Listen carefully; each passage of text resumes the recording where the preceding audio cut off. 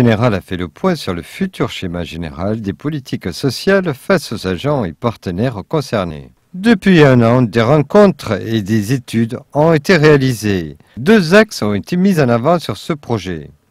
C'est le développement des situations de précarité, parce qu'on vit dans une crise sociale importante et il faut pouvoir répondre à ces questions, notamment en termes d'insertion pour l'emploi.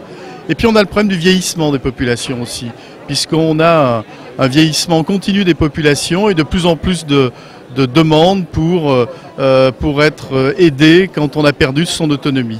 Et puis également le poids extrêmement fort de ce qui concerne les personnes handicapées, qui représentent aussi un public souvent fragilisé qu'on a besoin d'accompagner. Rencontres et échanges vont continuer afin d'élaborer ces schémas concernant la lutte contre l'exclusion et l'autonomie de la personne. On a une politique prioritairement orientée sur le domicile.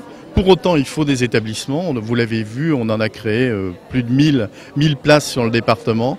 Je crois qu'aujourd'hui aussi, il faut développer sans doute des structures un peu intermédiaires entre le logement et ces structures. On parle de logement adapté, par exemple, avec service. Donc, il y a toute la réflexion du schéma vise à repositionner sur des réponses plus adaptées, là aussi, plus souples, on va dire, pour répondre aux besoins des personnes. Des questions ont été posées dans la salle concernant les aidants et l'accueil des personnes souffrant d'un handicap.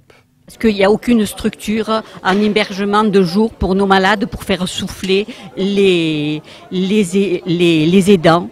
Par contre, j'espère qu'il y aura une petite aide du Conseil général pour que ce soit moins onéreux et ouvert à tout le monde. Le futur schéma général des politiques sociales concernera la période 2010 à 2012.